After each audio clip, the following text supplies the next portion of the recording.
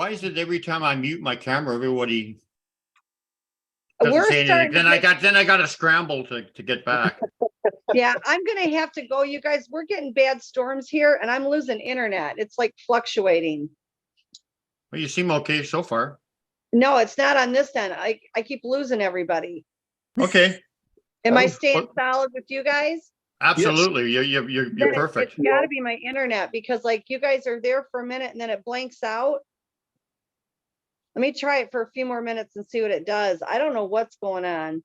Okay, if you have to go, you have to go, but there's no I know problem that with there's got to be somebody walking around out front too, because I was sitting here and all of a sudden I smelled just this huge skunk odor. And there's one out of Texas and he loves to put skunk odor on himself. And if it was actually a skunk out there, my dogs have been trying to go through the window and they're not.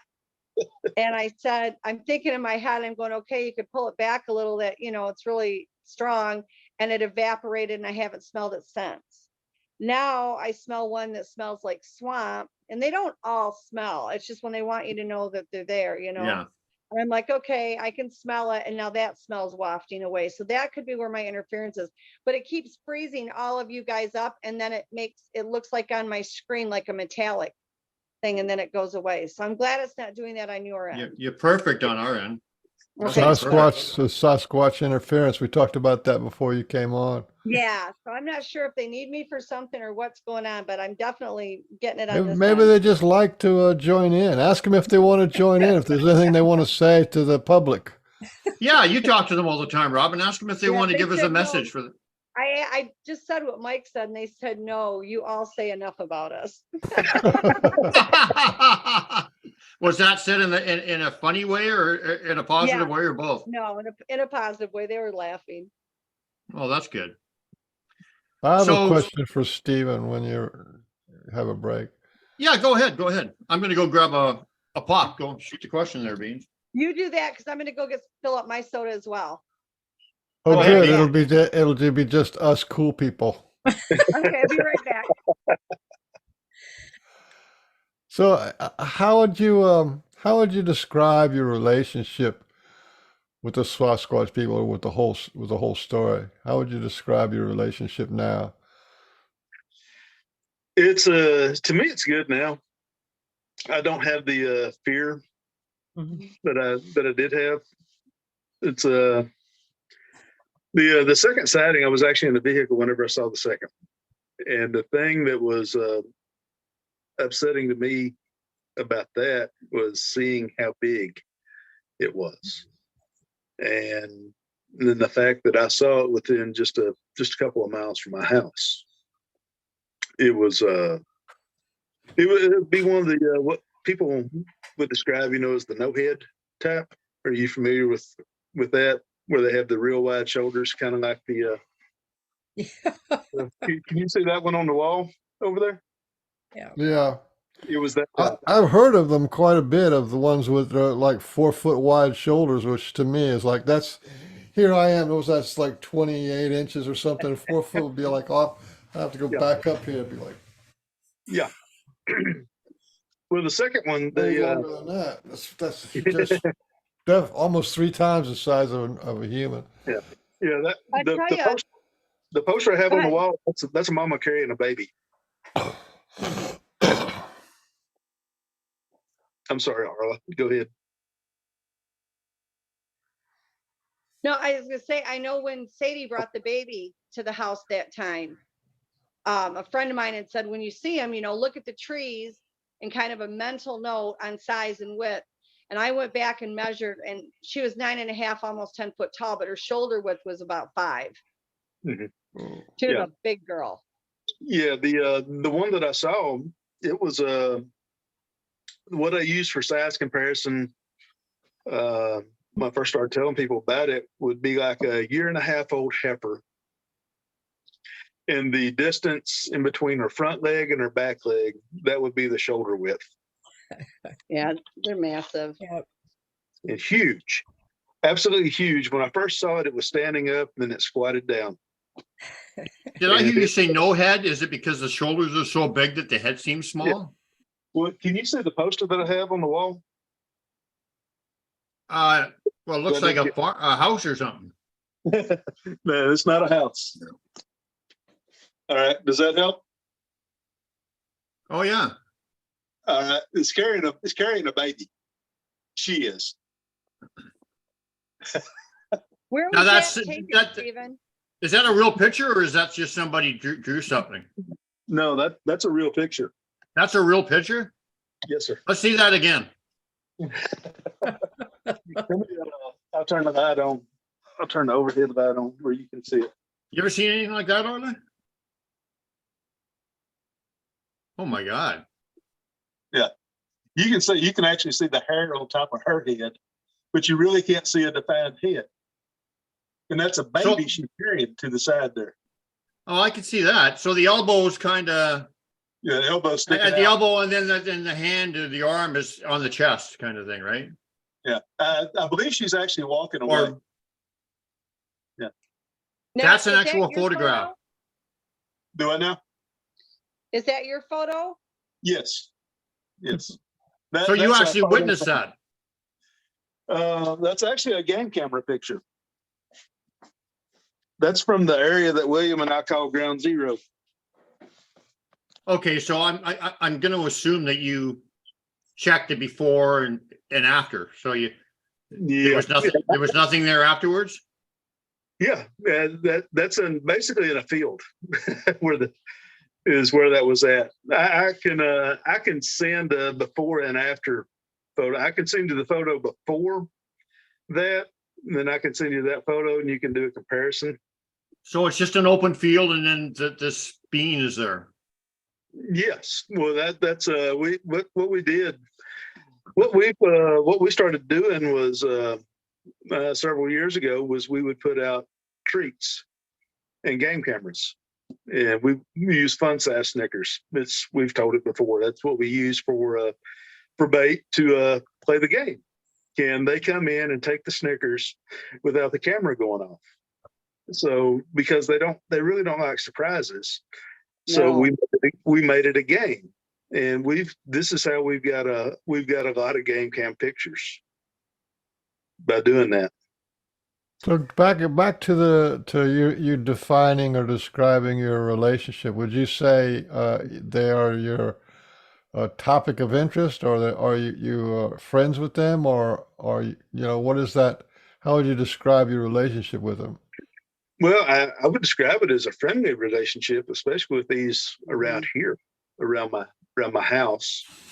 And I mean, they've done some things. We've done some exchanges. I'm not sure what your feelings are on hunting, but I do hunt. And the one thing that I do is I have a certain spot whenever I harvest. What I don't use, I take it and I put it in one particular spot every time. I don't bury it up. I leave it out there for them if they want to get it. And it was interesting because they even took the hide a couple of times. They'll wear the hide. Yeah. So They'll use the hide for warmth.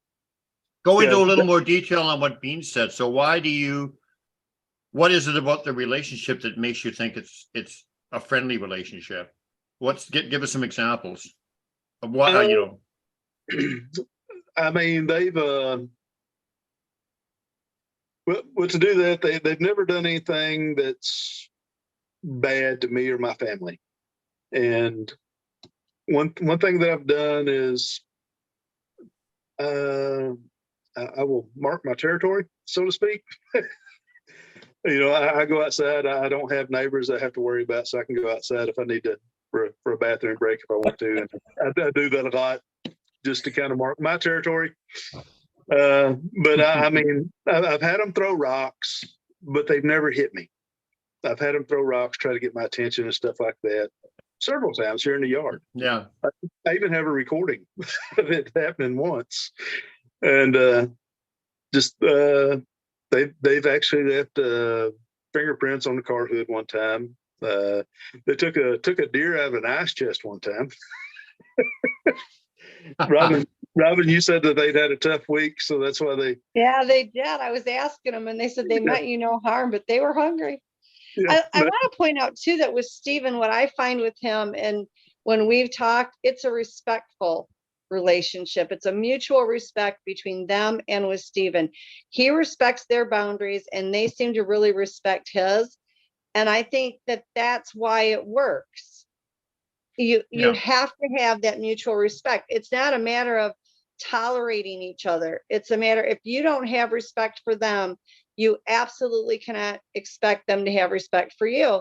And when my kids were growing up, I told all my kids this: respect is earned. It is not an automatically given thing because you feel you're entitled to it.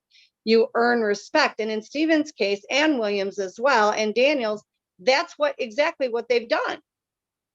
Yeah. You know, I think all of us here tonight, that's what we've done. We've worked very hard to earn the respect from them as well as show them the respect, and we get it back. Yeah. See, I have outside. We have dogs that come inside the house. We have 2 dogs that they stay outside. They're rescues, but this is their home. And the funny thing is kind of going along with the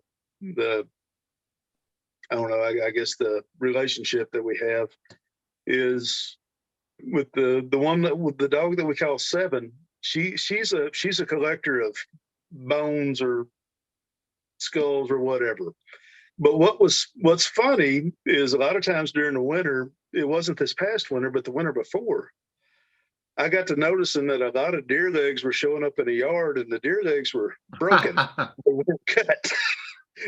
You know, it was if that they were trying to bribe her, like, hey, shut up, just be quiet, be cool. They'll give gifts to the dogs. They bring my dogs out gifts all the time. My dogs stay in the house at night, but they go out in and out 1,000 times a day, and they are forever bringing them gifts and tossing it over the fence to them. Yeah. Yeah, I know a guy in Oklahoma. He had a bunch of beagles, and he'd keep them in the pen, and he would throw deer legs in the pen for his beagles, you know, after they got what they needed off of it, and he put what was left, you know, in the pen for the beagles, and he got to counting legs, and there were more deer legs in the pen than what he put in there. Have they ever done? Have they ever shown you, like, there's obviously respect, and but have they ever shown you, like, have they done any caring gestures or shown you compassion or love or something like that? Yeah, I believe so. It's with Go ahead, talk about it.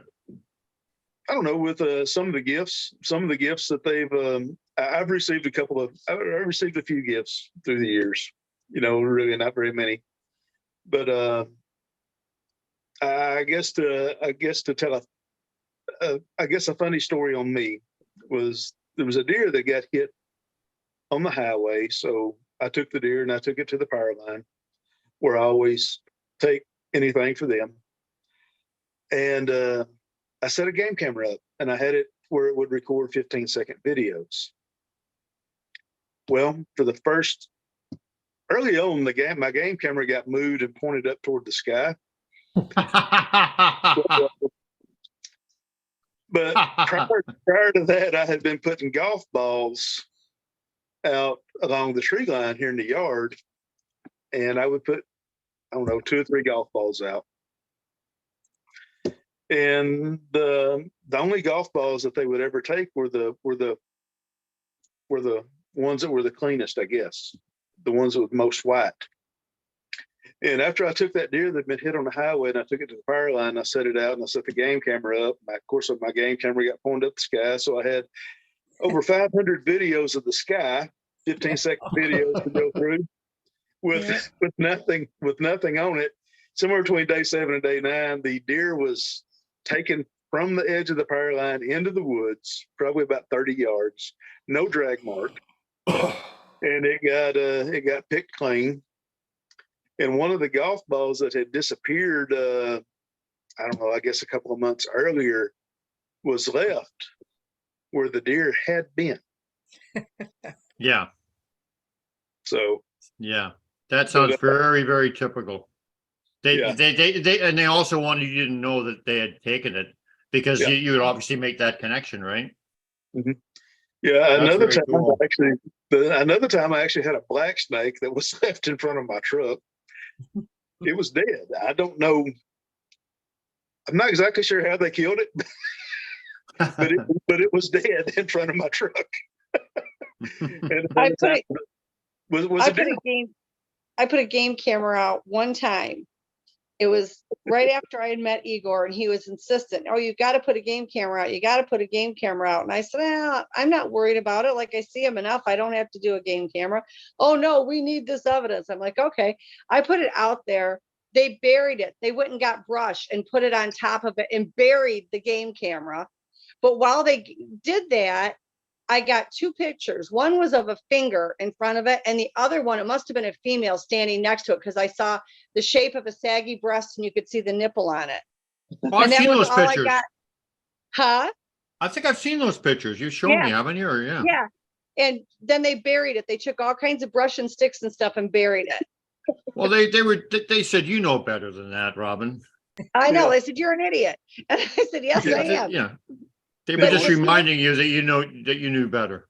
Yeah, Okay. and I can understand where he's at with the snake because years ago, when I was a kid, my mom would talk about these blue racer snakes in Michigan. And when they would go as a kid up to their cottage up north, they would chase them. The racers would chase them all the way back to the house. And then they'd run in the house and they could hear the racers striking at the door of the cabin. So I've always had this terrible fear of these stupid racers. So when we were at this one place living, I said to them, please keep all the blue racer snakes away from me. I'm so afraid they're going to chase me or chase the kids. It was not a week later and they had one, they laid it on my front porch and they had bitten the head off of it. Like there was the shape of a human mouth, but then next to it was a bloodied rock where they had caught this thing and beat the tar out of its head with the rock. It was covered in blood. And then they bit the head off of it and it was the shape of a human mouth. Wow. Yeah, I was see, like, thank you.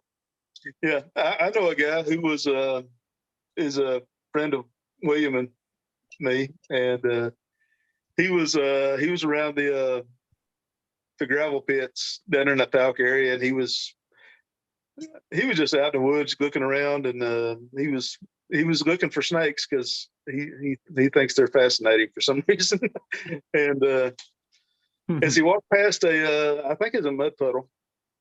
Walked past a mud puddle looking to see if he could see a snake. And he walked on by. When he came back by, there was half of a cottonmouth laying in the puddle. They keep them off my place. The next door lady on one side, she's got nothing but copperheads. And then the other side, the guy gets all kinds of them as well. And they had a 6.5, 7 foot diamondback go across their yard next door and go into my bushes.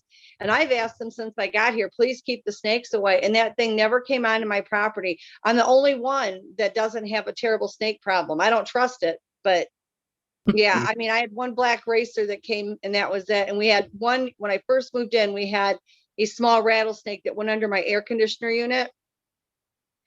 And the next door neighbor lady, I called her. I said, okay, how do I get this out of here? You have snakes all the time. And she said, oh, lean out the bathroom window and pour diesel all around the air conditioner unit because it burns their bellies and they hate the smell, so they'll take off. I said, okay. And like 2 weeks later, I'm like, there's no slide marks where the snake has left from where the air conditioner unit is. And it's dirt and sand all the way around it. She said, oh, you left an opening, right? I said, you said nothing about an opening. What opening? She said, well, you have to leave an opening because they'll go through the opening to get out. I said, so basically, I've now pissed it off and I've kept this rattlesnake under my central air unit for 2 weeks. She said, yeah, go out there and get a rake and open it up so it can get out. And I said, okay, so that's what we did. And I've never seen it again. But I've also never seen any of the venomous ones come on the property. Just the one black rat, and that was it. And he didn't bother me at all. He got into the garage and I just pushed him out with a broom. You know, it's funny, Stephen, what you were saying, because they will give you stuff that if you've got an interest or whatever in something or whatever, that's how they will get your attention. You know, like for instance, I know a guy who I took out into the woods one time and we had incredible experience. Like it was incredibly, it was a crazy experience that brought 2 or 3 people together into one place so that everything came together. It was just incredible. I can't, I'm not going to describe it right now. It's too detailed. But the thing was, is that this guy was a mushroom enthusiast, like in mushroom clubs, and he liked to, identify all the different wild mushrooms and stuff. And the way that they initially got his interest was that they had a snapped off piece of wood with a bunch of mushrooms on it. Once he discovered that, he tuned in to what was going on, and then all this other stuff happened. So it's amazing how detailed they are when they want to get your attention, and they get your attention with something that interests you or is going to catch your attention. Like you were saying with, it wasn't the snake, it was before that, something. You mentioned a couple of things that. A golf ball. Yeah, exactly. So they, yeah, exactly. So that's amazing how that happens, but it's definitely something they do. Stephen, So go ahead. how many golf balls have you put out? Oh, I haven't done that in a long time. I'm honestly not real sure. It's probably around a dozen altogether. I know where they're at. We have been finding golf balls everywhere in the woods.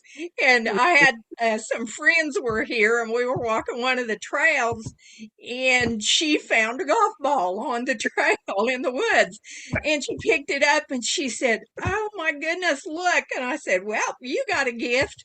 And her husband was like frowny face, and we walked, I don't know, 30 feet more, and there was another golf ball. So, Yeah. but Matthew come up the other day. He said, "Look what I found." So I know where your golf balls are. Haven't we heard stories about, this speaks to the same thing. Haven't we heard stories about, like they like to, they give us really detailed lessons for people who are in tune and can listen to them. But without, no question. Have you not heard about people who are connected to the community or whatever that have lost something, and then somebody else like in another state or something said, "I found that." Yeah. I found that. And it's all so that the picture, the big picture of what they're doing and what they're capable of and how they connect people, whatever, is all brought into focus for people who are open to it. Yep. You've experienced that, haven't you? Do you have any stories about that? For me, I really haven't done that. This right here was what Arla was saying. That's really interesting to me there. I've had some other things, that were taken. It's I played. What we did for a while was we would put rocks on a stump, and I would always put the rocks out in the shape of a cross. I'd have the up and across like that. And a lot of times the rocks would get rearranged, and it would be kind of like a backward parenthesis. And the really interesting thing to me was every time they would rearrange the rock, it would always point to the north. Hmm. So, and I thought that was really, really interesting. That's cool. Yeah. Why they always pointed that to the north, So you were saying you had a lot of really strange experiences, kind of after you got a hold of Robin, which we can understand why, but It usually happens after contact with me. I'm teasing Robin, but tell me, you you didn't go into some more of the unexplained kind of experiences or maybe sightings that you've had. Well, I can, I'm sure it's something that's really common, is for the, say you're out in the woods and at night your light goes off, your audio recorder quits at the same time, stuff like that. I've experienced that while out in the field.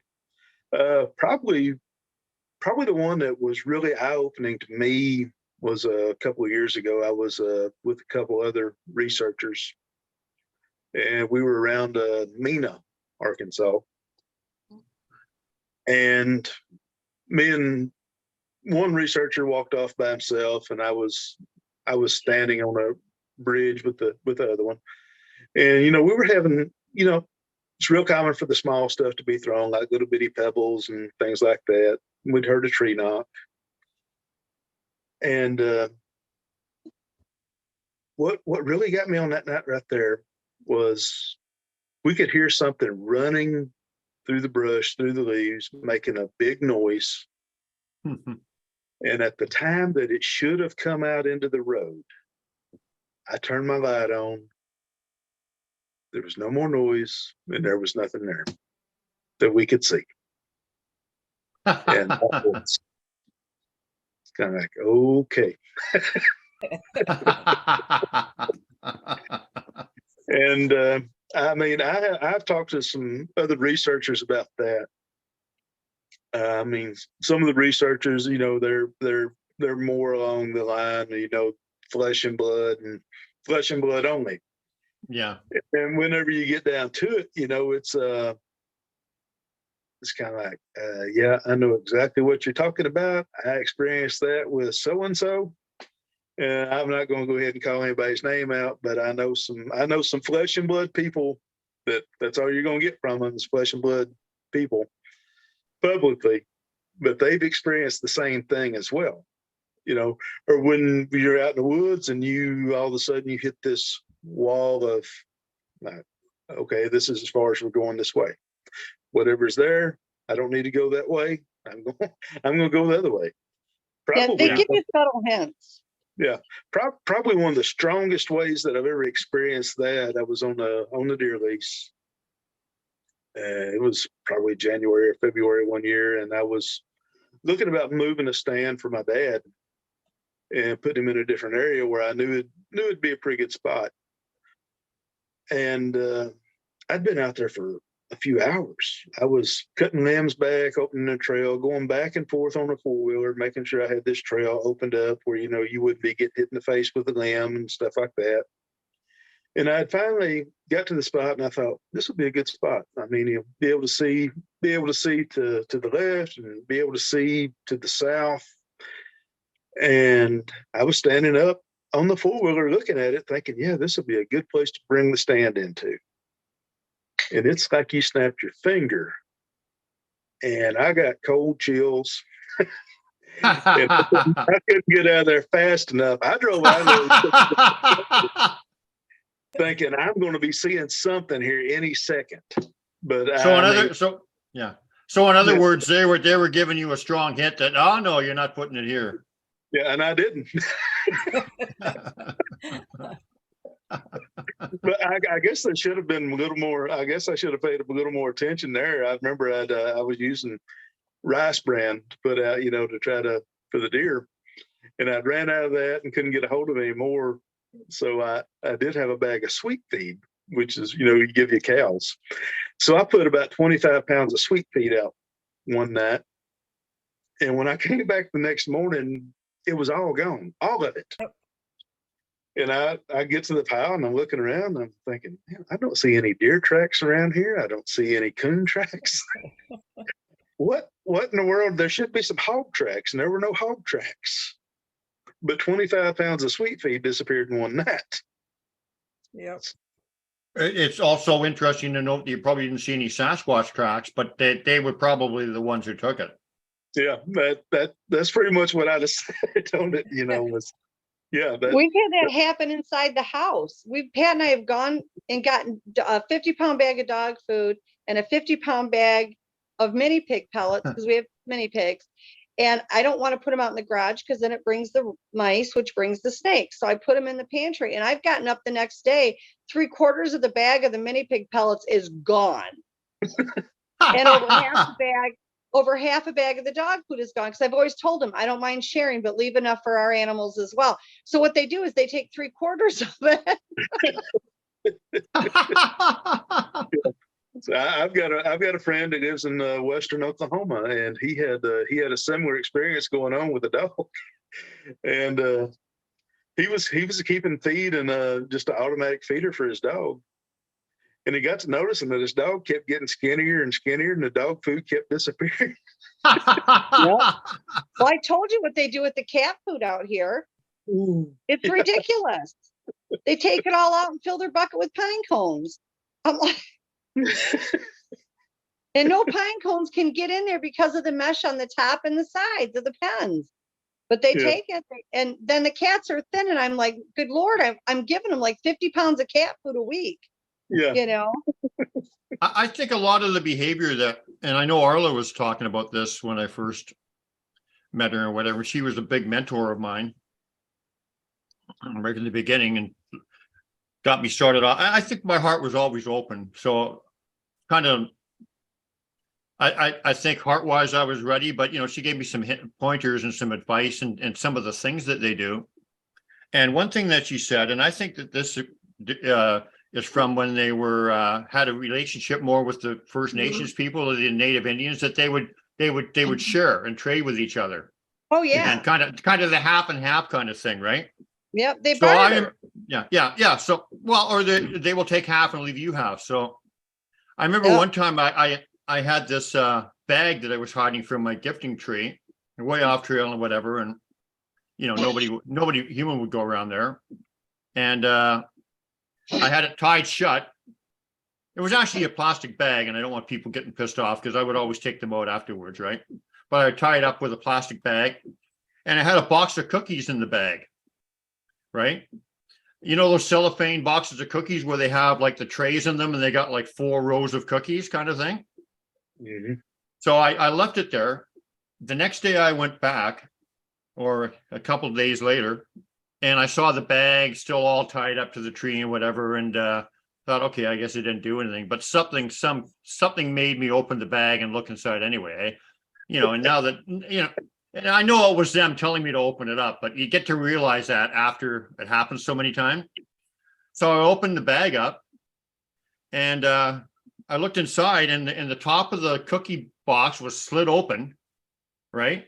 It had been opened like just perfectly. And I slipped the container of cookies out, and exactly 2 of the trays were full of cookies and 2 were completely empty, and there was not a crumb out of place. Like, it was like something had taken the cookies out, slid it back in the cellophane container that held the tray of cookies, tied the bag up, and put it back on the tree.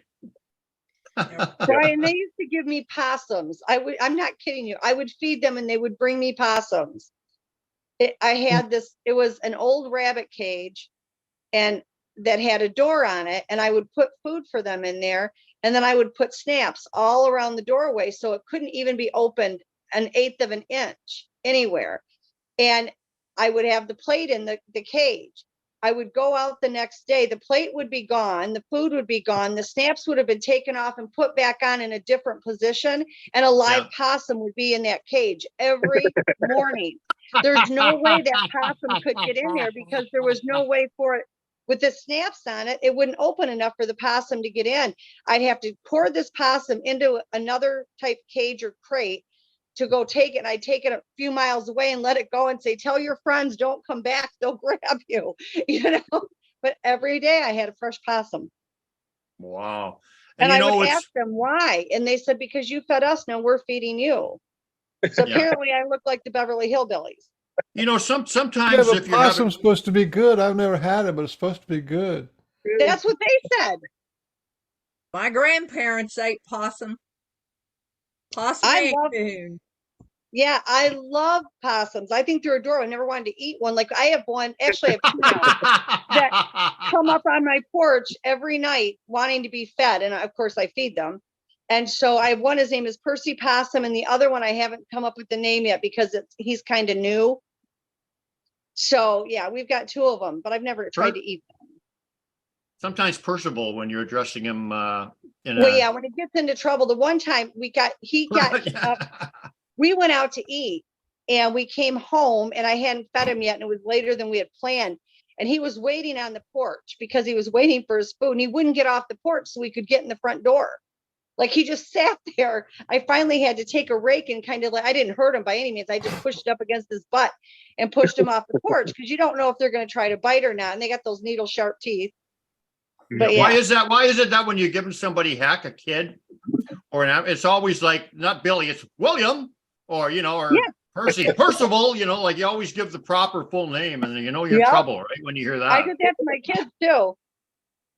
Well, guys, I'm gonna pop off because now my battery's almost on 0, and it was 100% when I got on, and I'm not sure what's going on. I invited Pat on, but he never saw it, Pat I guess. probably is asleep. He has to work tomorrow. He gets up at 4 a.m. Oh, okay. Well, we So got a that's show why. coming up with him. He's got his own show coming up. Yeah. Yep. Excited about that. Yeah, and you're not So are invited because you- we want to let him talk. Yeah, I'm not coming on it. I'm hiding out in chat. Okay, love you guys. Love Bye. you. Hey, Robin. Thanks. Bye. See you next week, Stephen. All right. See you. Bye, in the Arla. Bye, Mike. Bye. Bye-bye. It's a small Bye-bye. little world, eh? She's going to see you next week. It's just a small little world, this Sasquatch world sometimes. Yeah. Sometimes when people have problems with the Sasquatch taking things or whatever, often it's just as simple as you just say, you know what? Take, I don't mind you taking stuff, but leave me half or something. And you'd be surprised at Right. how they will listen to that. That was one of the things that several years ago, they've never really taken anything here other than the watermelons. And, that one year was when I enacted the 50-50 rule. And I was tired of going down every morning to pick a watermelon I'd been watching, and the whole watermelon was gone. No evidence whatsoever, because a coyote or a deer or something, deer's going to stick a hoof in it, and coyote's going to bite and roll it around, and they're not going to eat all of it either. So when I finally saw the little footprint underneath the vine, I just stood up and I said out loud, okay, this is how it has to be. We'll do 50-50. I will raise as much as I can. You can have 50% of it, and I will keep 50% to feed my family. They have held to that 50% for many years, even down to one night my great grandson was here, and he had a McDonald's meal, and he had the little apples, and he wanted to leave them out for them. He hadn't opened it or anything, and so we took it out here right outside the house, just down by the porch, and left it there. And when we went back, the apples had been opened and half of them were gone, and it was closed back, and it was laying there, and they had put a little X with the rest of the McDonald's apples, and many other things too. Through the years, that's how it's been. Yeah. With that, it's funny you're saying 50-50 because I have a peach tree that I thought the cold snap we had a couple years ago killed it, but there was one year that it actually produced 12 small peaches. They were but funny enough, they were about the size of a golf ball. There were 12 peaches on the tree, and one night we went from 12 peaches to 6. And we found my wife, she was a witness to this. I don't know why we didn't take a picture of it, because it would have been a good one. We found in the moss a footprint that was smaller than my wife's. Oh, cool. So, Yep. but the juveniles, I think the juveniles, they hang out quite a bit, you Yeah. know. But I just, what messed everything up here for me was in 2020, a tornado came through and it rearranged the timber.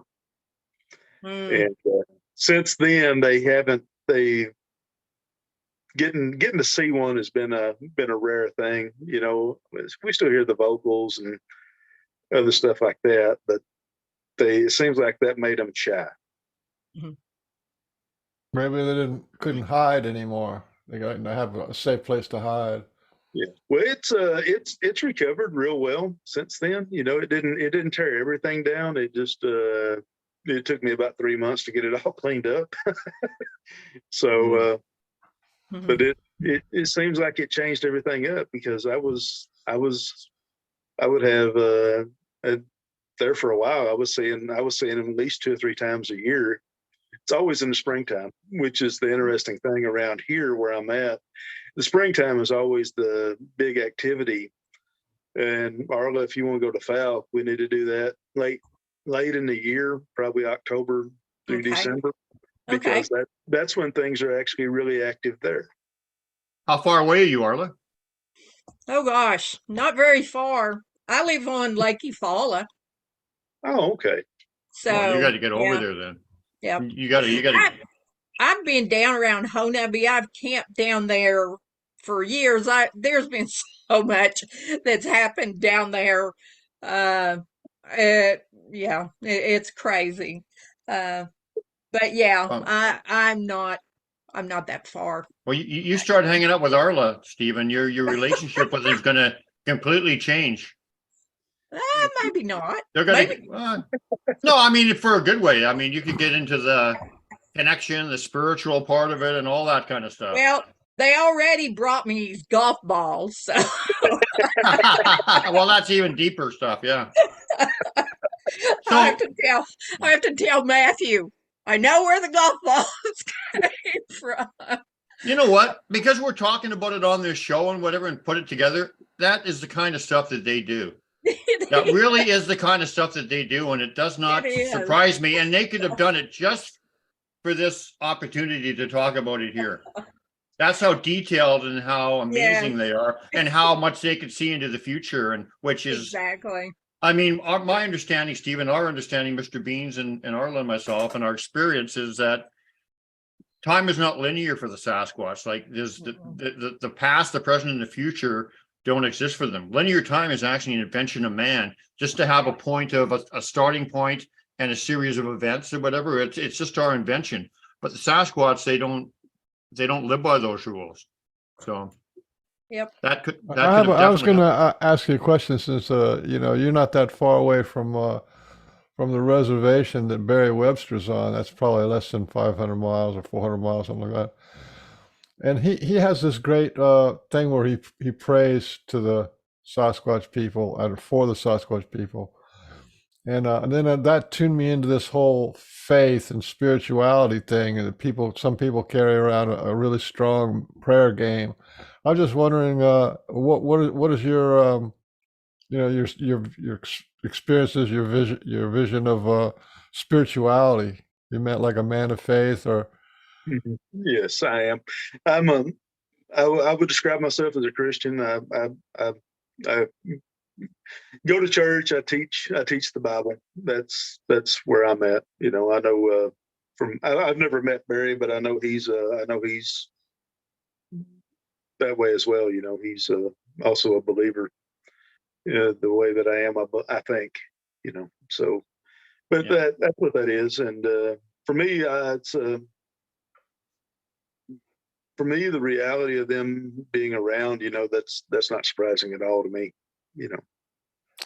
I just thought that that's you know, I'm trying to put things together for myself in my own head. Is that to me, that's a valuable data point, that if you're a man of faith or a woman who has a strong spirituality, I think you're going to have a higher quality interaction, a higher quality relationship with the Sasquatch people. Yeah. Yeah. Yeah. And that could be as a Christian, but it could also just be as a high vibration and just a high vibrational being or whatever. You know, so I think that it's that high energy, that love, you know, that love energy is what attracts them. Yeah. Yeah. Right. You know, it's like I say, you know, there were times I was scared, you know, as after I kind of got into that a little bit earlier, after I saw the second one and the size of it and I went through several months there where I had trouble sleeping and things like that, because it was all from my imagination. because the reality was, a creature that size, if it wanted to tear the roof off my house, what's going to stop it? Yeah. And I went through that, and what actually got me over that was my son-in-law and one of his friends. They wanted to come get a deer stand one night, and I didn't want to be the guy who was afraid to go into the woods when it was dark. And I went ahead and I made myself go with them. And nothing screamed at us, nothing threw anything at us. Basically, nothing happened. And it was at that moment I realized, they've been living around me Yeah. my entire life. Yeah. And at any point during that time, back before I ever had a four-wheel or anything, I used to have to walk. If they would have ever wanted to have done harm to me, they would have done it. Yeah. So that was the turning point for me. Would you be Yeah, willing? very good. Would you be willing to have them in your house? That would be a little more interesting. The closest I've been to one was probably about 30 steps. Basically, if you had a 2-lane highway, and if I was standing on one shoulder, it would have been standing on the other shoulder. And that was a little more than I was ready for that night, because it's kind of funny. As soon as I got out of the truck that night, I was alone. I didn't have a gun or anything like that, which it is kind of funny whenever you're alone and you don't have a weapon or anything with you, the encounters you have more. Yeah. It's just the honest observation. And that night, as soon as I got out of the truck, I kind of had the chill bumps. Thought, man, my imagination is just running wild tonight. Just go ahead and go out here and put the treats out. That's why I was out there. And I got out there to the spot where I was going to put the treats out, and I just had chill bumps. And I had a light with me that's equal to the light on your cell phone, if you know how good that is in the dark. And I turned it on, and I could see what was either a light gray one or it was white. And I looked at it, and I realized that we're not very far apart. And there's really nothing in between us. And I turned my light back on. And I turned it on the second time to make sure that I was really seeing what I thought I was seeing. And then I decided, just go ahead and I'll leave my treat here and I'm gone. But that was I don't know. You got So great stories, great interaction. I mean, I'm really glad you came on the show. Yeah. Just because it's you're not talking about being scared. And to me, it's not these big dramatic things like the Sasquatch picked me up in my sleeping bag and carried me away like a sack of potatoes. It doesn't have to be that way. It can be as simple as like they leaving you sticks on the ground, and just little simple things like that is to me points to what's really going on. Yeah. Yeah, making that connection. Yeah. That's So what do you the big thing. what do you hope to get? What is your hope? What is your hope that happens with your investigation or your connection, or however you want to say it, with the Sasquatch? What would you like to see happen? It would probably require a little more trust on my part. I would like to be able to have a little more interaction with them. Maybe if I can, to understand them a little bit better. I used to hope for a video, kind of like the Patterson Gimlin is what I used to hope for. That people could argue over for the next 50 years just to be a little mischievous. Yeah. It used to be what I'd hoped for, but I don't know now. It's if that ever happens, it happens. If it doesn't, it doesn't. I'm not that concerned with it. I mean, to me, I know for sure that they're real, and whether anybody else believes it or not, I guess the thing to come on the shows and talk about it, is the fact that they've never really been a threat to me. Yep. And with Robin, what she said, sometimes you hit that wall of fear. Well, sometimes it's not necessarily them just being being mean to you or whatever. Maybe sometimes they're keeping you out of that area because there's something else in there that could be harmful to you. Yes. So Yeah. Yeah. Or sometimes they will keep you out of an area because they have children or whatever around and they don't want you. They don't want to hurt you, but they'll zap you, or they'll put like you feel like you're walking through a force field or something, just because they don't want you going near a sensitive area. Have you Right. ever been zapped or any of that kind of stuff? Yeah, I have. I've experienced the infrasound a couple of times. First time. How would you describe it? The first time I don't really know. I'm not really sure if it's Bigfoot or not. Robin thought it could have been an ET that nearly killed me. But the second time, it was this was in Oklahoma, and we were we were west of the Rolling Fork River, Arla, north of Hochatown, Mhm. and the Lauren Smith, she was there was a large group of us there. There were probably 7 to 9 of us. And Lauren, she likes to, kind of like you, she'll walk off in the woods by herself, and she could feel something when she'd walked out there. And she wanted me to come out there where she was at to see if I could feel what she was feeling. And I told her, yeah. And basically, the way that I've described it is what we were feeling. If you were to put it on the scale, it would have been like a 2 or a 3 as to what we were feeling, and that's how it was until I pointed where it was at. And when I pointed where it was at, it went to a full-blown 10. And Lauren, she's never had the good face-to-face sighting that she's always wanted. So I thought, well, I will turn around and maybe it will feel more comfortable and it will show itself to her. And when I turned around, I could feel a vibration that went from my shoulders to my hips. It was like being in front of a bass speaker. That vibration, and it was just a really cool thing. It is. Wow. Yep. Yeah. It is. So do you think that your relationship with them on your part and on their part is a lot of it has to do with trust? I think so. I think, and I think that trust. It's I think, well, for me, it's builds slowly, because I know from where I started at where I'm at now, it's a lot different. It's and there are times it's yeah, I've been spooked up before, and sometimes it's probably because I was disturbing them or I was being a nuisance.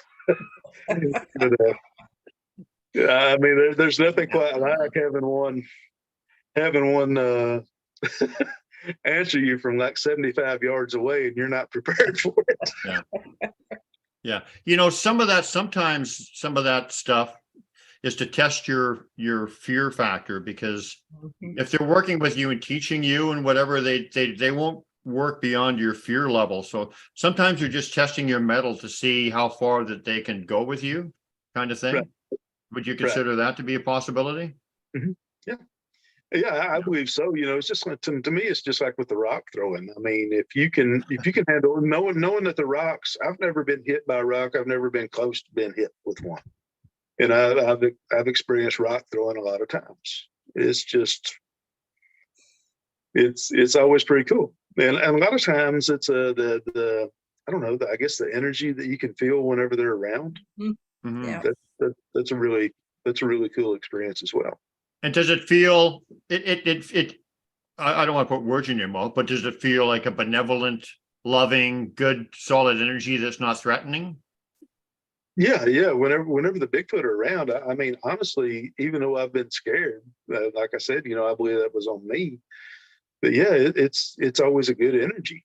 It's just like even the night in Oklahoma. Whenever I was experiencing the infrasound, I mean, there was nothing threatening about it. It was just a really cool experience. Yeah. And it's amazing to me that they can produce that you can feel it the way that you can. When I was asking you about would you be willing to have them in your house, What I really meant to say is they've already been in your house. Right. If you walk out into their land and they're building a relationship with you, Mhm. there's no way, invisibly or energetically, they have come in your house Yeah. multiple times. I would not be surprised if they weren't in your house now because, we're talking about them, so they're just going to Yeah. hang out. But it's a lot of people who are on that same kind of real strong affection and interest. Uh, they're visited. I've had stuff moved around my house. I think Arla has too, and all kinds of things happen inside, and Brian has inside the house, outside the house. So Yeah. that's a level of trust. Yeah. Yeah. It's funny that you mentioned that. I've got a picture in my living room, and it hasn't done it in quite a while, but I've actually got a video of it making this noise, and it's kind of like you can almost see a vibration in it Ah, that's taking place.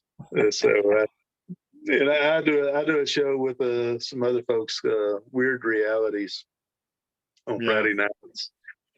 Yeah. With, Yeah. and No, and there've been a few times they've seen flashes of lights in this room that I'm in.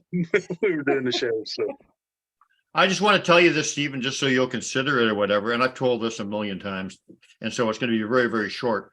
But I actually had my clan leader appear in my room out of a cloud of smoke. really, Yeah. A big misty cloud of smoke appeared in my room. I was just laying in bed. I was not anywhere near asleep. And I just laid down and I saw a puff of smoke appear in my room. And then Ari, that's my clan leader, I'm getting energy. He likes me when he's giving me the yeah, go for it. yay! It was all like a misty cloud of smoke, and then he became very, very. His image became very clear and clearer and clearer in it, and I could see his huge head and his shoulders, and just a bit of a and he just looked at me for 5 seconds, and then he just disappeared, and I just took it like, okay, he's checking in on me, and I felt like, wow, that was cool, like. yeah. So I guarantee you what Bean says or whatever, that they've been in your house and that they've been around your house and they've been in your head. And but Mhm. it's all good. It's all good, right? Right. I bet you, I would bet you if I tell you this, that you have been out in the field or whatever, and you've just been kind of had a thought, or you've been led someplace and then you discovered something. And Mhm. when that happens so many times over and over and over again, have you ever considered that maybe they're guiding you around for discoveries and stuff? You think that's Yeah. possible? Yeah, well, it's just like the I told you about the audio recording from the one area. It was just like I don't know. It's just kind of like the thought, wouldn't go away. No, you've got to go put the audio Yep. recording. Exactly. Yeah. So Yeah. Okay. Well, that's a perfect Well, example that's the of it. way it is because that's when the light bulb came on for me. Then I realized that they were in my head because I would be editing a video and I get all those kind of chills and be excited and stuff. And I'm looking around and I'm going, okay, they're in my head, they're in my room. I just accept that and say, well, you're welcome to it. We're buddies. I trust you. So See, that's that's what. that's another level of trust that just takes you into kind of like a deeper, I don't know, it's kind of a deeper worldview. yeah, To Yeah. trust the invisible, I think that's the direction we're going in this world, to be more trusting of the invisible, including God. right. Now, what is it about you, Stephen? Because, and I believe in Christ or whatever. I wouldn't consider myself a Christian, but I believe he was a master teacher, and I get a spiritual, beautiful, loving energy when I think of him or whatever. I just think maybe the story is misconstrued in some ways, but neither here nor there. But what makes you as a Christian accept the Sasquatch people and the stuff they've done with you and the abilities you're cognizant of, whereas maybe some conventional Christians will say, oh, no, that's demonic, you can't have something talking in your head and that's from the devil and you got to stay away from it. What makes you open to it where maybe some other people of your faith would not be? Well, to me, it's not trying to put anybody down, but a lot of people, they kind of shied away, from the more spiritual part of it, of what the Bible teaches. Mhm. And I guess to put it in, bring it down in simpler terms, me observing my own dogs. We've had Yorkies for years, and I can't tell you the times that my Yorkie, his name was Gus, and he lived out his life. But I couldn't tell you all the times that if my wife and kids were somewhere and I knew they'd be coming back, anywhere from 5 minutes to 10 minutes before they got there, he would start going to the door looking for them. Yeah. Or it's just like right now with our boxers. If one of them's outside and apparently they're wanting in, if one of them's inside, that one will take me to the door so I can go open the door to let the other one in. Yeah. You look at something. I don't know if you're familiar with the story. It's called the 100th monkey, Mhm. where the monkeys were, I think, on a Pacific island, Mhm. Yeah. and they were giving them sweet potatoes. Are y'all familiar with that story? Mhm. I'm not that familiar with it. Yeah. Tell us about it. Cool. But anyway, the people who were researching the monkeys, they were feeding them sweet potatoes, and they were dumping them out on the sand. And the monkeys would come and they get the sweet potatoes, and they would eat the sweet potato, sand and grit and all. Until one day, one of the younger monkeys in the troop carried its sweet potato to the water, I think fresh water on the island, and washed the potato off before it ate it. And it showed its mom. Before you next thing, the researchers knew every monkey on that island would go to the water and wash their sweet potato off. Now, here's the really interesting part of it.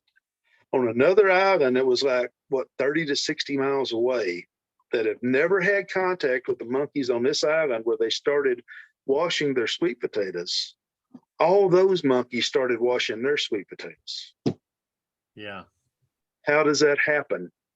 Well, if we're just looking at it in simplistic terms.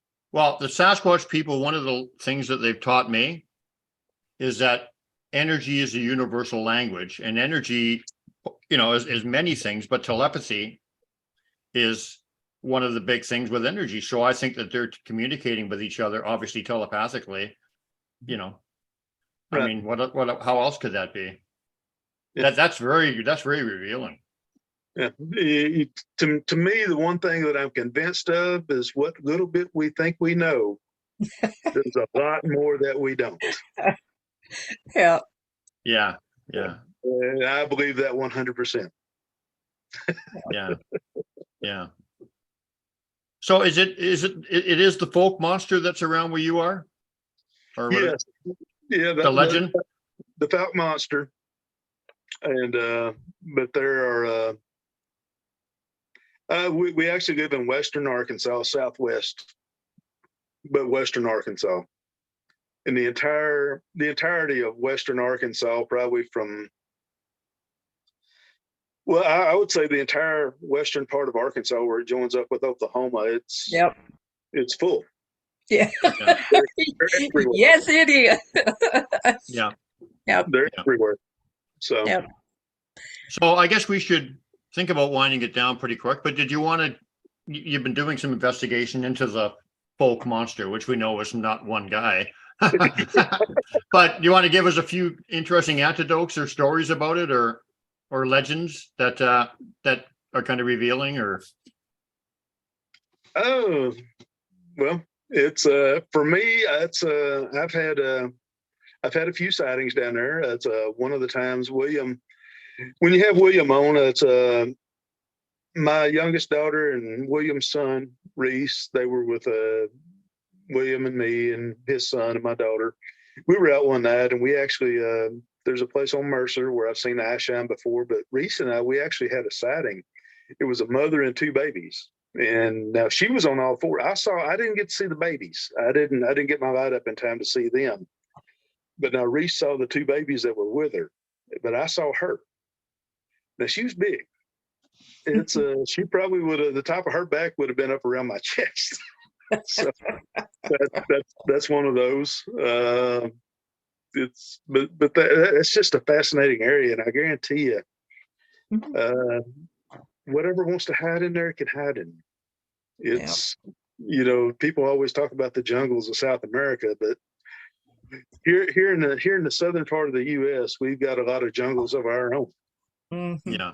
But But in all truth, they don't, I don't know if you believe this or not, but I bet you're open to it just from talking to you. But they don't have to hide out in the open. They can also they can cloak, and they can, so they can be they can be right beside you, and you won't even know it. Like I've had little rocks like flung just over my head and a little arch over my head, and we finally came to the realization when we could hear them talking or breathing and whatever, when this was going on, that they were right there cloaked, and they were just like ding, with the so they don't really have to hide if they don't want to. Yeah, it's just like the night I told you something should have been in that road. And exactly, yeah. I mean, we weren't 25 feet from where the noise was coming from, and you couldn't see anything. I know. I could go on and on about stuff like that, but I remember one time my wife and I were laying down in the moss in the woods, and she heard something barreling up to us like on two legs and really fast and big and heavy. And so we popped up, and all of a sudden it was right upon us. All of a sudden, nothing, no sound, no visual, no nothing. So exactly. Yeah. So it's the things like that. I mean, you can't be too closed-minded whenever you've experienced things like that. Nope. You have to expand your thinking a little bit. Okay, so let's do a little scenario here. So I'm one of those flesh and blood guys, okay? Mm-hmm. And I'm talking to you and saying, come on, Stephen. They're just mountain gorillas running around the woods. What would make you say that they're anything but that? And what would you say? I think they need to be more honest if they've actually got some real experience, because I know those guys, and they've had some experiences where they've hit that wall of fear. And but I think a lot of it is trying to force people to change their views is not going to be the best way to go about it. You're going to have. I'm afraid that people are just they're going to have to come to that reality on their own. Possibly there's more to this than what we think. If they were just a flesh and blood animal, we would have already had one in a zoo. Yeah. Yeah. Ma, what would you say to that? And you can talk on this and Beans too. And I've got my own thoughts, but I'm asking the question. So what would you say the reason is for these guys? They must know something more. Is it ego? Because we didn't experience it, so it can't be true. Kind of like we're the authorities. Is it fear? What are the different elements going into them denying something that they've kind of experienced but might have denied and whatever? What are all the different things at play here? Are you talking to me?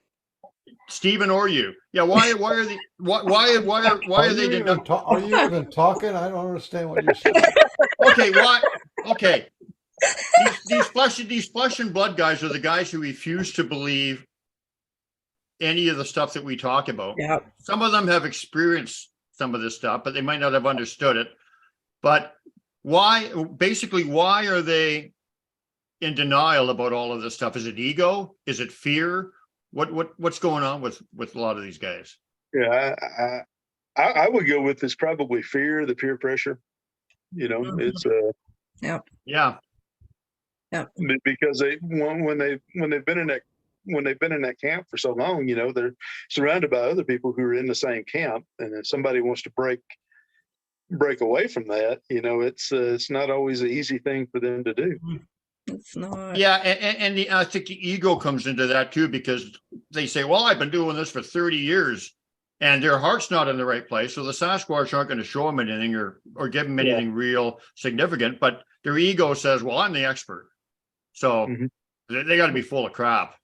I think Yeah. there's some of that going on too. You know, and I have listened to interviews, you know, some people with some well-known names, and I've heard them say on the interview, you know, anybody who claims that they've seen more than one or two are probably just making things up. Yep. I was told that to my face by a flesh and blood person. They said anyone's had two who's seen two are a liar. Mhm. And they just heard me speak, so they already knew. So, I wanted to say, well, did you just call me a liar? And then I thought, nah, I'm not going to say anything. It's not that big a deal to me either.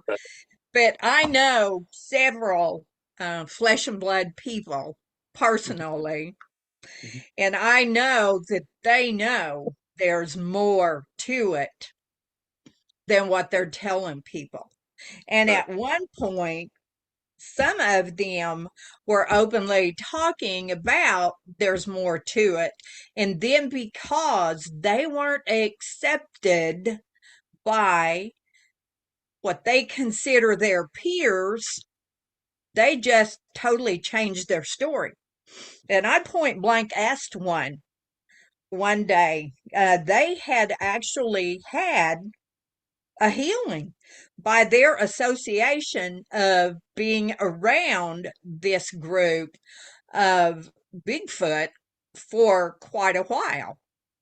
And they even acknowledged, we talked about how that was, and their wife even had one over a weekend that we were out camped. And then all of a sudden, it just stopped. Yeah. And so I asked them, and they said, well, I've got a book coming out. And I said, okay. And I said, what if somebody asked you point blank about this healing that you had talked about before? He said, I just lie and say it never happened. Isn't that It, horrible? That's ingratitude. I mean, something well, that beautiful and yet you will not acknowledge it's where they are. It's the it's best that they can do at that point. It's where they are. I don't fault them for it. I just try to understand that, yeah. this is something that they couldn't handle. I've seen people have a class A sighting, go back to the cabin and draw it out. By the time the weekend's over, they've totally negated that they had that sighting because some of their peers told them, no, that can't be. Yeah. That's sad. So, we people are influenced by their peers, like Stephen was talking about. People just quit telling their stories because they're made fun of. People aren't accepting them.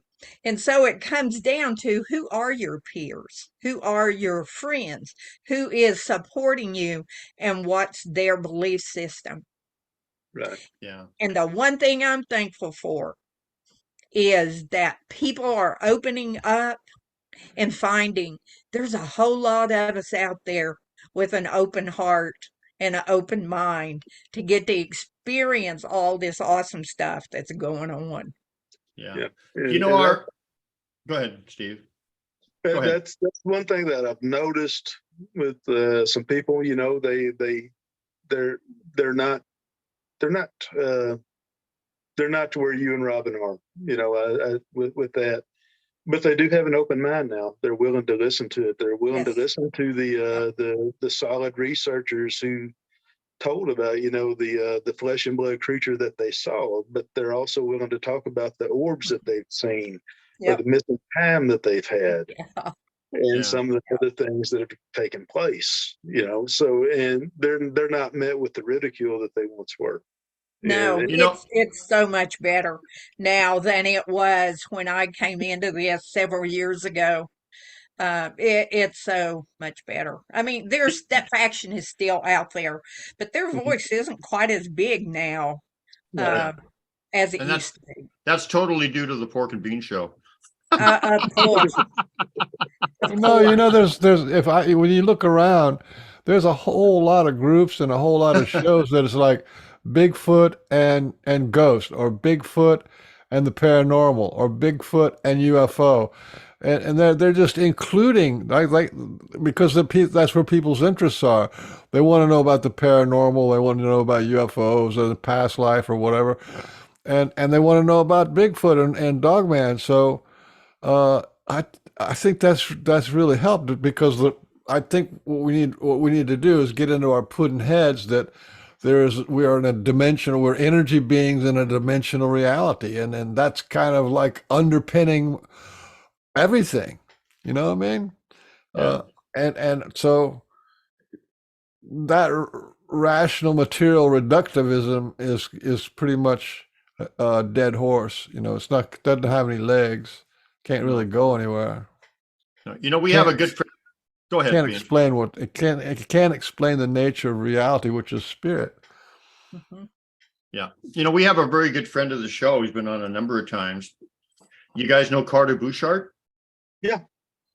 Well, I don't know him, but I know who he is. Yeah. Anyway, he's written a number of books, and he was heavily involved with the BFRO for a while, Right. and he was being ridiculed by them because he was not afraid to tell the whole story. And so eventually he was finding out that you know, and from personal experience, he would submit a story and whatever, and all the woo and all that, you know, stuff would be omitted from the story. It was just totally cut out. And he just finally got fed up and said, enough of this. But the point is that the BFRO has volumes and volumes and volumes of stuff about all the kinds of experiences that we're talking about that they will Mhm. never bring to light. You know, they just hide away. And that's kind of a shame. Yeah, You know, because have- I think that if you're really looking, get the ego out of it. If you're really looking at something and trying to solve a mystery or you know this puzzle, this beautiful puzzle of the Sasquatch people or whatever, when you're just leaving out all the meat, taking all the meat off the bone and just presenting the same old, well, I saw it and it was 7 feet tall and it walked off into the bush, and that's all you're doing, then what are you doing? What the hell are you wasting your time for? I can't, you know, lose the ego, man. And if you really want to know about the subject, talk about it honestly, you know, Mhm. and all this peer pressure is bullshit. Sorry. Right. That's my round. Yeah. But then again, I'll come to the flesh and blood people defense, because in the beginning there was like this big push of well, we all know that Sasquatch are out there. Let's get the scientists to, you know, give a stamp of approval and have them come out and all this kind of stuff. It was like this big urge. It's still kind of that urge to have it be nationally and worldwide recognized as Sasquatch are real. But so what they did was, what the Bigfoot Research Organization is, their idea was that they were going to get to this imaginary science investigation, right? They're going to produce evidence for that. So for them to get on board with the scientists, which were pretty much fantasy, they're sort of like Santa Claus and the Tooth Fairy. There is no scientist that's going to come out and do any of this stuff. But anyway, so they just started. They said, "Well, we can't present any of this evidence to the science. We can't present any of this evidence if we've got a bunch of people saying they're going invisible, or they're turning into a ball of light, or a UFO came down and snatched them up." You know, so they just kind of cut that out. So you know, in a way, it was kind of an innocent way of going, but Yeah. for sure they threw out a lot of data. But to me, I think that's just the way it comes. Like the 100, you were talking about the 100 monkeys, that they didn't do that in a weekend. It was over like 6 months or a year or something that before it started getting spread to the other monkeys around the world. Right. You know, a perfect example of what Mr. Beans just said is a guy called John Bindernagel, who is rest in peace. He was a researcher and a scientist and a really wonderful guy. And he's really funny because you remember, Ma, that every time you tell him something, you go, oh, Yeah. as a Canadian guy, he'd always, He you know, just when you laughed told him something that he would consider, you go, oh. Yeah. But anyway, he was open to all the stuff that we were telling him. Yeah. And he probably knew that there was a lot of truth to it. But he said, look, I'm a science guy. I can't even get my academia mates to look and take, you know, like the solid concrete evidence of a track seriously. And he said, I can't even make any inroads presenting that. So he said, so how can I, you know, if I can't even get them to consider that, how can I get them to consider that they go invisible and they shapeshift and all this stuff? So there is some truth to that. Yeah. There is some truth to that. So, you know, I guess what I said was true and not true in a sense, but I would like to see more people be more open to it and just try to present it in a way that wasn't judged by their peers and stuff, put it that way. Condemnation before investigation will leave us in ignorance. Well, like for the Patterson film, for instance. Condemnation before investigation. That's the American way. Yeah. The Patterson film, I mean, it's pretty well proven that that's the Sasquatch. Yes. You cannot fit a human figure into that. You know, there's no way that it could be anything but, and yet some people will say, well, a Sasquatch doesn't exist, so that has to be fake. And that's as far as they'll go with it, right? Right. You know, That's it. they're just closed-minded to it. So that's unfortunate. Anyway. I think So Sasquatch are on top of all this. That, you know, if they want to stretch this out for 40 years, then that's what they'll do, or 50 years, and wake up people real gradually. And if they wanted to actually be on the front page of the New York Times, they'd just like walk into the office of the New York Times. You know what I mean? If they wanted to do it, they would do it, and there would be nothing we could do to stop them. So You're I think right. they got their finger on the pulse of what we're doing and Yeah. how much they can feed us. Yep. You're They're absolutely the right. ones in control, not us. Yeah. Man's not in control of proving anything about them. You're They're right. the ones that are yeah. in control. When they feel that we're ready for everybody or the general public or whatever to realize that's when they'll do it. So that's an absolute valid fact. That's how it is. You know, Yep. it's going probably It's just the how they same want it to thing. go. It's the same thing for the star nations.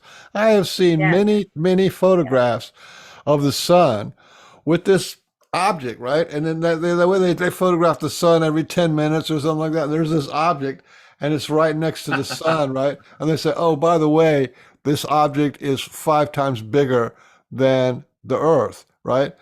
I mean, how hard it would be is all they got to do is just park that thing over the planet Earth, you know, and it'd be pretty obvious right then that we're not alone, you know. Yep. There's a bigger story going out there, but they're doing the same thing. They're kind of like, you know, giving you little flurries, a little flutters to get the excitement going, and then they chill out and. Yep. Somewhere else over there in California or in Georgia or somewhere or Florida, another little flurry of activity. And, you know, the Sasquatch and the Star Nations are doing the same kind of stuff Yep. for the Yeah. same kind of reasons. Yeah. So is there anything, Stephen, that when you came on the show that you had on your heart that you wanted to share before we wrap it up? Any particular story that's your favorite or something, or any thought or? I've had fun. I appreciate you. Appreciate you having me on here, and I've enjoyed the evening. So You know, Arla's right. You've got such a beautiful energy about you. I can see why the Sasquatch people love you. And you know, you're a great guy, man. We're really happy that you came on. It was a really interesting conversation, and it felt like it was just a real good conversation between really good friends. Which is how it should be, right? That's what it was. This first time we met, and I mean, we sat down and talked like we've known each other for years. So And I'm Yeah. so glad I know where all them golf balls came from. That's hilarious. That's do hilarious. I need to set them all out? I really Well- don't think that that's a coincidence. No, set some out, and I'll let you know if we find out. Okay. You're gonna have to start taking some of your golf balls and putting like little letters on them. So Yeah. That's a but Well, if they That show would up be an over experiment, our wouldn't it? Yeah. Yeah. Uh, Would you golf? No, that's a us either. Well, yeah. you're gonna have to find some more golf balls somewhere and start doing that again, maybe, and marking I them have like Bean said. Yeah, I'll have to go So, look at the so, barn. so, so we usually ask people this question, and you may not, you may not have anything to say about it, but because I kind of got an idea what your relationship is with them, but how has your life changed since you realized that Sasquatch were real and that they were more than maybe, you know, like the folk monster kind of portrayal? Has this journey changed your life in any way? Well, no doubt it has. It's it makes you expand your thinking. Mhm. I guess is probably the biggest way that it's changed it. Well, once you think you have something figured out, and then you realize that you don't. That's eye opening to me, and Yeah. it has been for a lot of people, you know, to realize that you think you've got all this wrapped up, and only to find out you don't. It kind of gives you some humility, right? When they show you from this journey that you don't really know a whole lot, but Right. but stick around and you know, you'll learn more, kind of thing, right? That's the truth, you know. A lot of times, you know, it's you know, as I kind of talked about a while ago, you know, is for all that we think that we know, I think we're probably on the level of children in the grand scheme of things as to what we know and what we think we know and what we're probably going to learn someday. Yeah, I think on the universal scale, like from what I get from my teachings, is that we are kind of like children of the universe, and that the Sasquatch, the Star Nations people, and all they're opening us up to who we truly are, and that, you know, when we realize that, I think we'll all change and whatever. It's kind of like an evolution kind of thing that they're introducing us to. So that's what I think what's going on now, and it's a beautiful thing. And thank you for being part of it, Stephen. I appreciate you having me. Yeah. So I just want to warn you that the ARLA train is going to be coming into your town, and it's going to be like a tornado. So watch out. Alrighty. Jeez. Mars blowing into town. That'll work. Okay. Oh my gosh. Okay, so should we wrap it up, or does anyone have any more to Yep. add? I'm ready. I've got to work tomorrow, so I probably Okay. need to get. Okay. And my Thanks. tent's waiting. Thanks again for coming by. Beans, you got any final word to say before I close it So up? I'm really glad. You know, you're good people, and I just love good people telling good stories. Like I said, Yeah. it doesn't have to be the Sasquatch flipped my tractor over. It's just like, you know, he took my candy and he took my golf ball. You know, that's good enough, really, and more than good enough, because it really has more of an insight on who they are. You know, Yep. Yeah, they just give you a whole lifetime full of little stories. that's beautiful. I agree. Yeah. Thanks, Beans. And how blessed Thank you. we all are to continually connect with more and more and more people. That's just awesome. Yeah. Okay, guys. So on behalf of Port Cunningham and the world's handsomest man, Frank Oliver Beans, this has been the Pork and Beans Show. Thank you to our frequent co-host, Arla Colette. Now you got your name, the old name. I'm getting all weird now. Arla Colette. Damn it. The beautiful Arla Colette. The beautiful Ma Cobbler. There you go. Yeah, there you go. Ma You Cobbler. gotta own it. Gotta own it. Stephen, thank you so much for coming on, man. You're already a good friend. Your energy is like right off the charts, and we love you, man. We're very grateful. Yeah. Thanks so much. Okay, everybody. Thanks. Try everybody gifting in your living room. I might have to work up to that. You know, you got your little things that say, "Look, I'm going to leave these right here. If you want to, they're in the kitchen here. Here's these little, you know, milk duds or whatever." All right. Yeah. Just see if they'll come into your house and get them. Yeah. May start Okay, with a guys. window. Thanks, Stephen. Thanks, Ma. Thanks, Mr. Beans.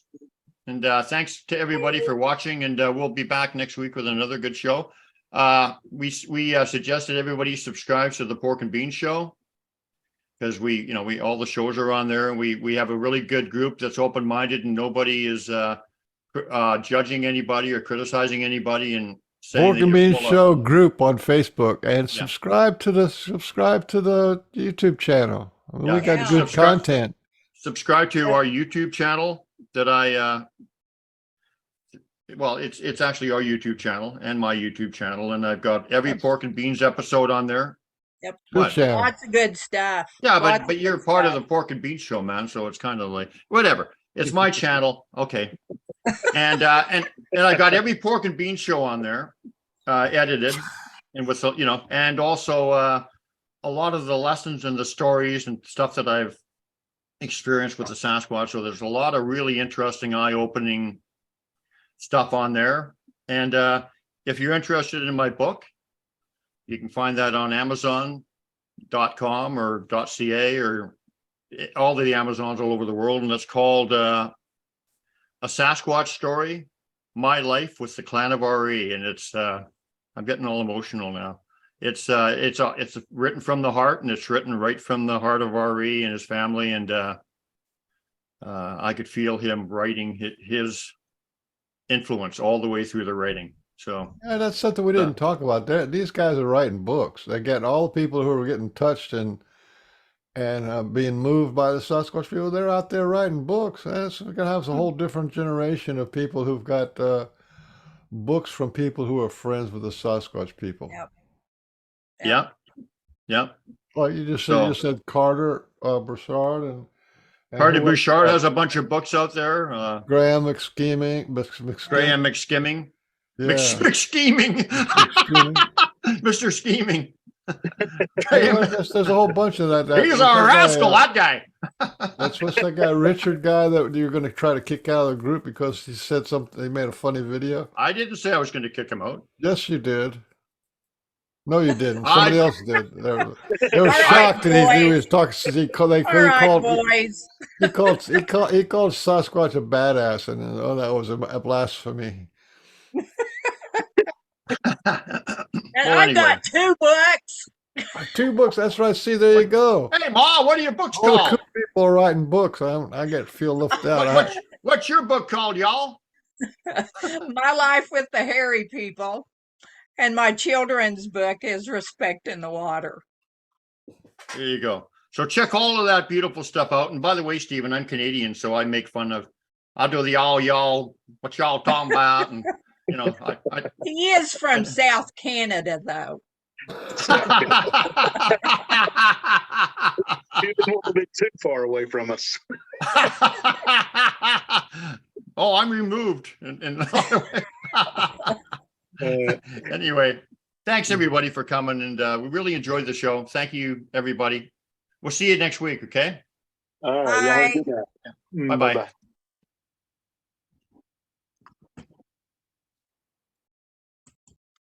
That was fun, man. That was a good That show. was really good. Thanks, Stephen. Bye-bye. You couldn't wait to get out of here. Miss No, I'm just Arla Colette Williams, Ma Yeah. Cobbler. I'm Mark going Hobbler. to the tent.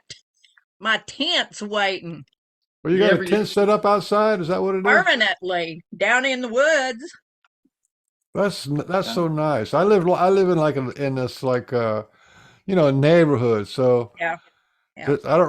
basically the way that my house is set up is you can see all the way around my house because we're on a corner. And but I'd definitely do that. I'd love to have if I could just go out 50 yards walk away and have a nice little tent. That'd be nice. Yeah, That's I've got awesome. we built a platform to put my tent up on because the area it's down by the circle and down by where the energy circle is. And when it rains, it's slanted, the land is, and so it just pours through there. So we built a platform and my tent's up on the platform, so it's not sitting on the ground. But Yeah. So it's Geez, Ma, you've been, semi glam. At least you got. yeah, yeah, you're almost a That also regular. means your feet don't get full of mud when you step out in the Yeah. morning. You're almost a regular on this show now, but you really always contribute such a lot that we just love having you. So I love being with you guys. It really uplifts me a lot. So well, we're doing important work. I mean, yeah, that's not an ego thing. We are doing important work. We are making it all right for people to have these experiences. We're on a yeah, mission. yes, Yeah. that's right. Hey, don't forget to take your RE rock out there tonight. He might Oh, I start am. talking to you. Yeah. RE gave Arla that rock when she came and visited me, Mr. Beans. Wow, So a yep, I'm gonna handsome rock. take it out and Yeah. go out there and try to get the hairy kids to behave themselves. I got to tell you, it really touches my heart because you're such a good friend of mine and you've had so many experiences and from so many great Sasquatch teachers or whatever that you treasure that rock so much and that you treasure RE and I'm gonna start crying now so much or whatever by doing that kind of stuff because I love those guys, Yeah. Yep. but then you do too. So Yeah. I think that's another question is that I think we should be asking people is how much do they value and love nature? Because it sure does Yeah. seem like the people Yeah. who value and love nature, everything from the crawdads in the creek to the squirrels in the trees and all of that. If you love nature, that just yeah. puts you at the front of the line, in my Oh opinion. yeah, absolutely, Yep. That's true. So, no well, question. my I gotta goodness, go. I gotta it's go too. I'm off to the gym. 9:39. I gotta go and pump some iron. I'm gonna go get me something to drink and go to my tent. Oh, I didn't I know you were gotta a walk drinker. down there in I, the I didn't. dark. I didn't know you were a drinker. What are you having, Jack Daniels? Water. Yeah, I was thinking about that today. I've been drinking water since I guess uh 2008 maybe. Yeah. Just That's because it's like it doesn't make any sense to buy anything else but water, you yeah. know. I drink a cup of coffee in the morning first. Well, actually, I drink water first, and then I have a cup of coffee, and then a little bit later in the that morning, I have some turmeric, ginger, and chai tea. Oh, I that drink sounds that. divine. That sounds good. It is, and Brian, do then you know what chai tea is? Yeah, oh, I Yeah, well, do. it's awesome. I used to have some Indian friends, and when it was like the biggest deal of the month to just get some Yeah. chai. I love chai, but I drink a couple of those cups every day, and the rest is water. Occasionally some juice, but that's about all I drink. I don't drink pop or any of that other stuff. Not So, like not like Pappy, eh? He has like Diet Pepsi after Diet Pepsi. yeah, Diet Pepsi and chicken hips. Yeah. That's what he has. So, Anyway, yeah. So just before you go, like I said, I got to go and work out. But the guy we have, I'm really looking. Did you hear about the rock show we're going to have, Beans? Did you look at that post? So We're going to what? have a show. We're going to have a show about the connection between the Arla suggested this between the Sasquatch people and the rock people. So we're gonna delve into that, and I'm going to tell my rock story, and Arla's going to tell some of her rock stuff and teachings, and you can tell your rock story again, and it's going to be really good. And we can Yeah, invite my other rocks people talk too. back. Yeah, yeah, yeah, yeah. Well, that's yeah. it. Well, hey, man, we got to hear it again in detail, right? That's And it. I'd already just in talking to people on Messenger and stuff, I'd mentioned we were going to do it, and they were like, "Oh my gosh, I don't want to miss that show." Because I know so many people now are working with rocks and crystals and things yeah, like that. But there's this other thing that's going on. Crystals and all that's really big, but there are these other stone people that are coming forth, and one is my little skull, who I call Grandfather Rock Skull. Um, he I found him on the ground actually, and I was walking by and I heard somebody go, "Hey!" And I turned around and looked. I didn't see anybody, and I took a couple of steps more, and I heard, "Hey!"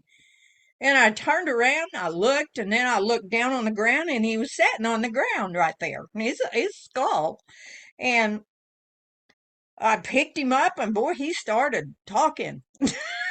and so, and so anyway, Kashima had told me that he came from underground, that he had been there a long time waiting. And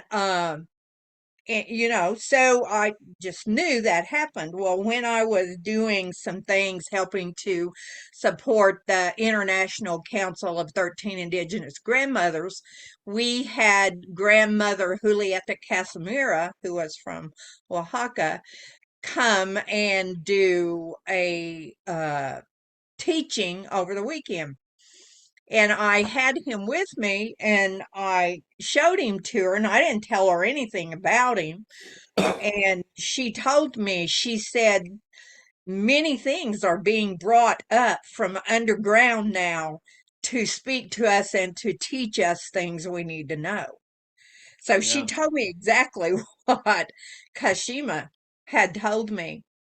And this Wow. is happening now. We're seeing people and the rock people, uh, they're showing themselves in different ways. There are faces, there are all kinds of animals, all kinds of other things that the stone people are now showing themselves as. Yeah. And that's like with the monoliths and things, and the new ones, that the new old ones that they're finding that come in different icons and things. They're working with everybody now Oh, and yeah. teaching us. And the stone people hold the cellular memory of the earth from the beginning, Mhm. because they were here from then. And Right, so right. every Water and rock make life. So yeah, the Earth yeah, was water and rock before life got here, and yep. Yeah. And so they're the ones who kept it going, started it that's all right. off. And It's gonna be a we've great got show.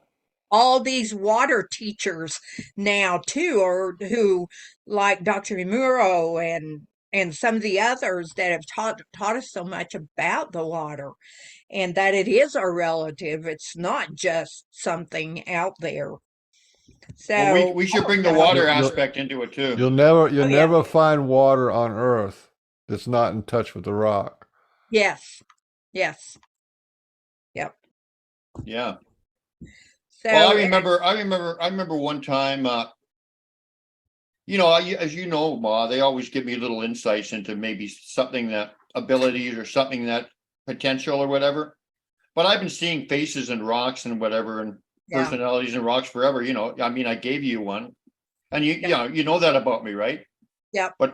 But I remember one special time I was walking along, and I swear every rock had a face and a personality. It was almost like they were all greeting me or connecting with me, and it was kind of like a gift to experience that, right? Yep. Can you see? Oh, let me see if I can get him. Hmm, can you see him? Oh yeah. Yeah. This is Two Bells. Two Bells. Uh, he came to me. I was outside and I heard a bell ring twice. And then it was later after that I was walking through the woods and I came upon Two Bells. Wow. It's strong. And What's a strong image there? It looks. yeah, he is a Star Nation. He's I was connected going to to say that. the I said Star he's Nation. not quite human. Yeah. See the I don't know if can you see. Yeah. So that's 2 bells. Pretty darn cool. Well, anyway, that's going to be a great show. And then we got that other one coming up with who was that again? Let me just check. This guy was really excited when I told him that you and Tom would come on and join us. Oh, William. I think so. Let me just check again. William Morris or I'll get it in a second. Something like that. Yeah, William Morris. He says he was saying that you and Tom were like his mentors and that he's just so excited that you'll come on the show with him. He sounds like he's going to be interesting too. what date is that? June 12th. Okay. I have to look calendar because I've got 2 deals in June. I have to do performances. I have to go do. So with my puppeteer friend. Well, I hope you're going to be available that day. If you're not, we might be able to rearrange the time, but let us know. I'll look at my calendar and let you know. And then I'm supposed to be on that Night Dreams talk radio, I think. Yeah. In June. The 19th, I think. Yeah. Okay. Well, yeah, we'll make it work regardless. Anyway, I'm going to get going because I got to go to the gym. I'm going to the tent and go to bed. You Yeah. gotta work on the speed bags and the heavy bags and get rid of some of that Canadian aggression that you got. Yeah. I just pump the iron and whatever that does it. No, I mean, it keeps me I mean, after my health scare or whatever, I'm feeling better than I did Yeah. before. I'm doing really well, so I'll keep it up. You know, Do what you got to do. if I keep it up, I might still be able to hike up sides of mountains like I did yesterday. So If you keep it up too long, you got to change your Viagra. yeah, mix it up. Yeah. Okay, Oh, you guys. bye. Love you. Yeah. Bye-bye.